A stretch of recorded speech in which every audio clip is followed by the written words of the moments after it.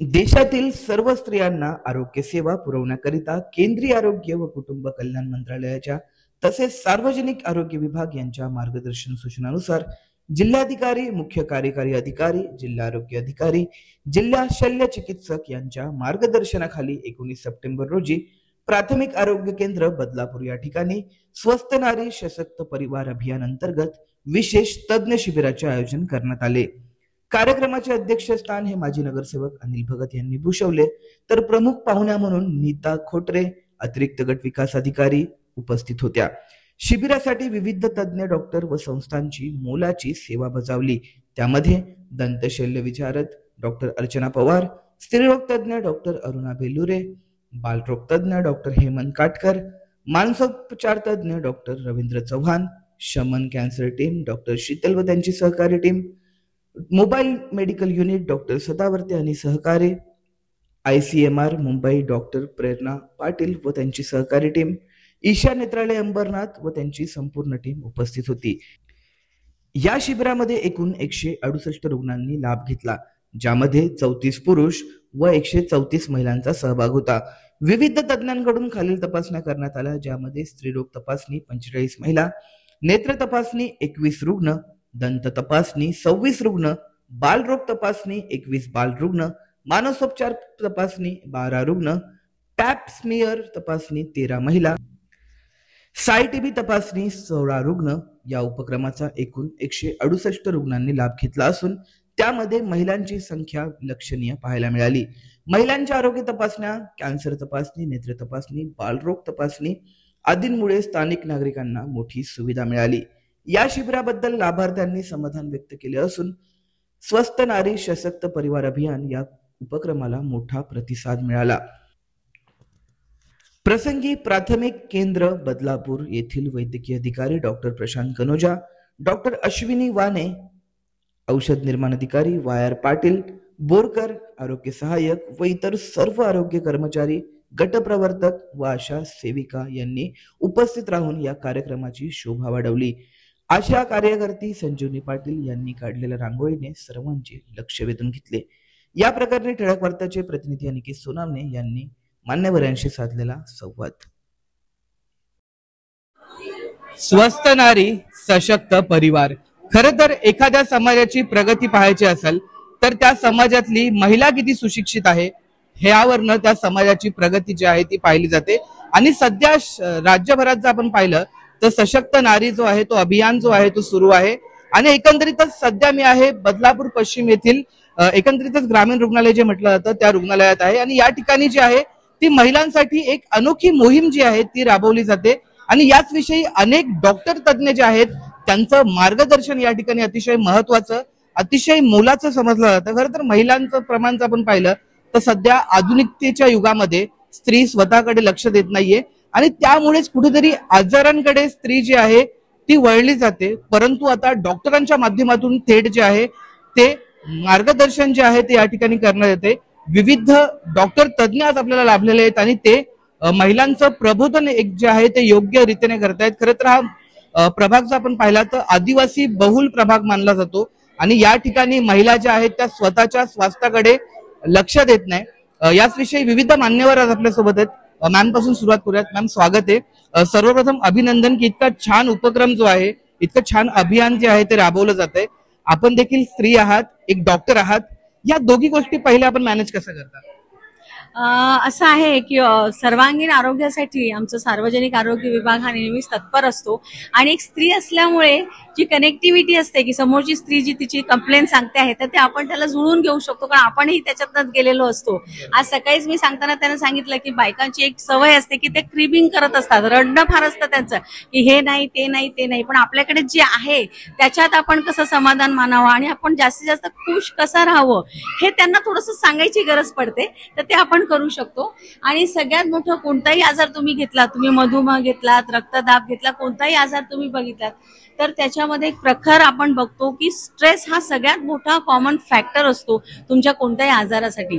तर माझं सगळ्या महिलांना हेच म्हणणं आहे की की आपण स्ट्रेस फ्री कसं राहू आणि हॅपी आनंदी राहून आपण कसं घर संसार सांभाळू शकतो त्याच्याकडे आपला भर गेला पाहिजे. आणि हा जो उपक्रम आता स्वस्थ नारी सशक्त परिवार हा जो उपक्रम राष्ट्र लेवलवर चालू झालेला आहे हा खूप चांगला उपक्रम आहे. आणि या अंतर्गत आम्ही प्राथमिक आरोग्य केंद्र म्हणाल किंवा रुरल हॉस्पिटल्स म्हणाल गावोगावी जाऊन आम्ही पेशंट्सना ट्रीटमेंट देणार आहोत. त्यांच्यासाठी सगळे तज्ज्ञ आपण इथे बोलवलेले आहे. असं बघितलं जातं की महिला त्यांच्या हेल्थकडे किंवा आरोग्याकडे फार दुर्लक्ष करतात कारण त्या परिवारामध्ये जास्त गुंतलेल्या असतात. तर ह्या त्या महिलांच्या आरोग्यासाठी आपण हे सगळे उपक्रम राबवतोय. त्याच्यामध्ये आपण प्रामुख्याने मौखिक कर्करोग, ब्रेस्ट कॅन्सर आणि सर्वायकल कॅन्सरवर आपण भर देतोय. कारण हे जे आजार आहे युजली जेव्हा आपण कॅन्सर जेव्हा आपण म्हणतो तर हा पेनलेस आजार असतो. त्यामुळे पेशंटला त्याची पटकन जाणीव होत नाही आणि ऍक्सिडेंटली तो डिटेक्ट होतो. तोपर्यंत खूप उशीर झालेला असतो. म्हणून आपण प्रामुख्याने कॅन्सर स्क्रीनिंग इथे ठेवलेलं आहे. त्याच्यासाठी आपण स्त्रीरोग तज्ज्ञ बोलवलेले आहे, दंतशैल्य चिकित्सक बोलवलेले आहे आणि सर्जन्स पण बोलवलेले आहे. तर माझं एवढंच म्हणणं आहे सगळ्या महिलांना की आपण जास्तीत जास्त खुश कसं राहू हे आपण बघायला पाहिजे. आणि आता हा जो उपक्रम तुमच्यासाठी चालू केलेला आहे तर त्याचा आपण सगळ्यांनी भरपूर फायदा घेतला पाहिजे.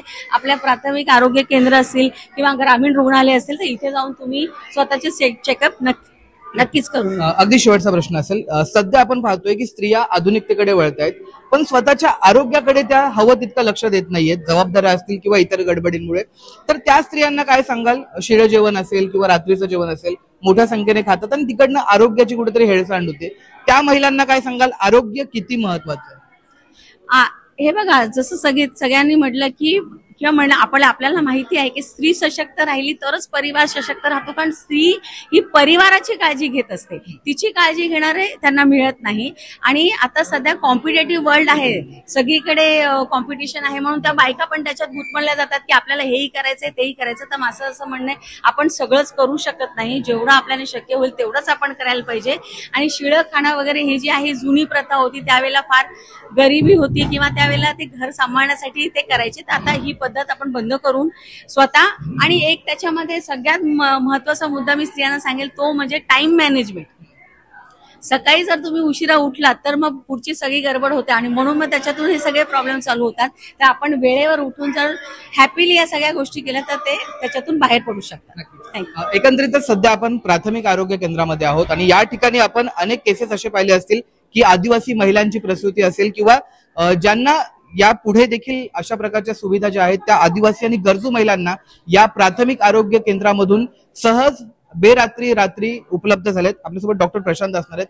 काय सांगाल, राज्यस्तरीय अशा प्रकारचं अभियान राबवलं जात आहे, कशा प्रकारचं महिलांना आपण प्रबोधन कराल आणि किती महत्वाचे अशा प्रकारे कॅम्पेन चालवणं? ही काळाची गरज आहे की अशा प्रकारचे अभियान हे नेहमीच व्हायला पाहिजे. तसं बघायला गेलं तर हे अभियानाचा जो मुख्य उद्देश आहे ते म्हणजे महिलांच्या आरोग्यावरती आपल्याला जास्तीत जास्त त्यांची कशी काळजी घेता येईल, त्यांच्या आरोग्याकडे कसं लक्ष देते ह्या उद्देशाने हे अभियान आहे. वास्तविक पाहता हे अभियान 17 सप्टेंबर ते 2 ऑक्टोबर ह्या कालावधीमध्ये होणार आहे. सर्व प्रकारच्या आरोग्य संस्थांच्या ठिकाणी हे अभियान होणार आहे आणि त्या ठिकाणी प्राथमिक आरोग्य केंद्र, ग्रामीण रुग्णालय तसेच सिव्हिल रुग्णालय ह्या ठिकाणी तज्ज्ञ डॉक्टरांच्या माध्यमातून आपल्याला आरोग्य सेवा ही देण्यात येणार आहे. सकाळपासूनच पाहतोय शेकडो महिला ज्या आहेत त्या या ठिकाणी येऊन आपल्या आरोग्यविषयीच्या ज्या काही समस्या आहेत त्या आपल्याला पाहायला मिळत आहेत. एक डॉक्टर आपल्यासोबत अशा असणार आहेत की त्या नेहमीच आपल्याला पाहायला मिळतात आणि त्यांचं योगदान जे आहे ते या प्राथमिक केंद्रामध्ये अतिशय महत्वाचं आहे. मॅम, स्वागत आहे आपलं आणि अभिनंदन की अशा प्रकारचं मोहीम जे आहे राबवलं जात आहे. काय सांगाल, प्रतिसाद कशा प्रकारे आहे? सकाळपासून लांबच लांब रांगा आहेत आणि प्रत्येकाचं समाधान होतंय, काय भावना असते? सगळ्यात पहिले तर मला आनंद या गोष्टीचा होतोय की माननीय आदरणीय प्रधानमंत्री नरेंद्र मोदीजींनी ही एवढी महत्वाची जी अभियान आहे स्वस्थ नारी सशक्त परिवार, महिलेला आपल्या एक नारी शक्तीला एक कणा म्हणून आपण समजतो परिवारामध्ये. ती महिला जर उभी असली तर तिचं पूर्ण घर उभं असतं असं मला वाटतं. या अभियानाअंतर्गत सगळ्यात महत्वाचं मला आनंदाची गोष्ट ही वाटते की इथे येणाऱ्या खूप लांबून येणारे दुर्मिळ ठिकाण आणि बऱ्याच एरिया लांबच्या ठिकाणाहून येणारे लोक जे आहेत, ज्या महिला आहेत, त्या माझ्यावर एवढा विश्वास ठेवून या कॅम्पेनला आलेल्या आहेत त्याचा मला भयंकर आनंद होतोय. मी स्वतः एक महिला असल्यावर माझ्याकडे येऊन त्या ज्या गुप्त रोगाच्या, स्तनाच्या ज्या काही वेदना आहेत, त्यांच्या मानसिक आजाराच्या गोष्टी आहेत त्या सांगतात. त्या मला कळकळीने सांगतात की तुम्ही एवढं आमच्यासाठी करताय, तुमचं आरोग्य केंद्र आमच्यासाठी एवढं उभं राहिलंय आमच्यासाठी, हे आमच्यासाठी खूप महत्वाची गोष्ट आहे. आणि सगळ्यात महत्वाचं, पवार मॅडम इथे आलेले आहेत, कनोजा सर आहेत, सगळ्या आरोग्य केंद्राचा आम्हाला साथ लाभलेली आहे.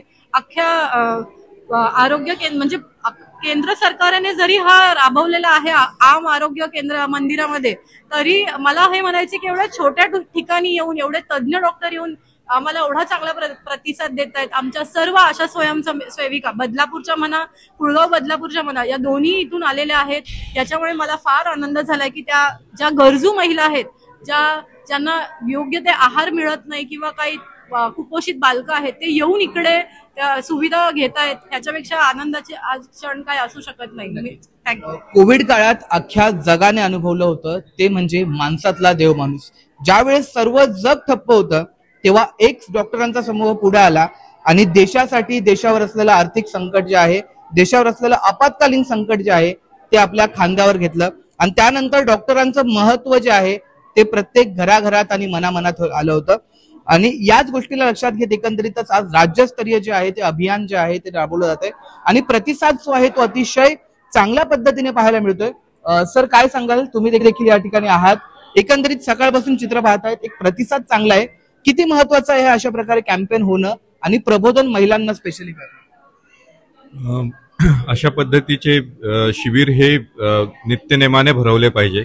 मी तर म्हणेल की वर्षातून 2 वेळा सुद्धा अशी पद्धतीची शिबिरं वेगवेगळ्या, जसा यावेळेसचा टार्गेट ग्रुप हा स्त्री वर्ग आहे, तर पुढच्या वेळेस तो वयोवृद्ध असतील किंवा अशा पद्धतीने आपण वेगवेगळ्या वयोगटाला, जेंडर्सला अशा पद्धतीने आपण टार्गेट करून, वेगवेगळ्या आजारांना टार्गेट करून आपण अशा पद्धतीचे शिबिरं भरवल्याने आपण कॉन्सन्ट्रेशनने त्या गोष्टींना त्यावेळेस करतो. एरवी आरोग्य खातं हे नेहमीच चालू आहे, रुग्ण दररोजच पाहिले जात आहेत, त्या सगळ्या गोष्टी दररोजच काळजी घेतली जाते आहे. पण अशा पद्धतीने शिबिरं आयोजित केल्यानंतर एक तर जनजागृती निर्माण होते आणि दुसरं ज्या लोक आरोग्य विभागामध्ये येणार नाहीत किंवा आरोग्य सेवा घेणार नाहीत त्यांना सुद्धा त्याचा जनजागृतीमुळे ती जागृती निर्माण होऊन ते येतात आणि दाखवतात. त्याच्यामुळे बऱ्याच गोष्टी ह्या निदानापर्यंत पोहोचतात आणि तिथून आपण त्यांना ट्रीटमेंटकडे किंवा उपचाराकडे घेऊन जातो. त्यामुळे अशा पद्धतीच्या शिबिरांचं आयोजन करणं हे फार गरजेचं आहे. एकंदरीतच पाहतोय की सकाळपासून जे आहे ते महिलांचा प्रतिसाद आहे मोठ्या संख्येने पाहायला मिळतोय. खरं तर स्त्रीला संधी मिळाली तर स्त्री काय करू शकते हे स्त्रियांनी नेहमीच दाखवून दिलं, परंतु आरोग्याच्या दृष्टिकोनातून उचललेला हा राज्य सरकारने एक महत्वाचा पाऊल आहे. आणि त्या पावलाकडे एकंदरीतच आपण पाहिलं तर बदलापूर ग्रामीणचं जे हे रुग्णालय पाहिलं, केंद्र पाहिलं, तर या केंद्रात जे आहे ते अतिशय सविस्तर आणि सोयीस्कररित्या जे आहे ते महिलांच्या जे काही आजार आहेत, जे काही समस्या आहेत त्यावरती निदान करण्याचं काम जे आहे ते सुरू आहे. तुर्तास इतकंच. मी अनिकेत, ठळक वार्ता, बदलापूर.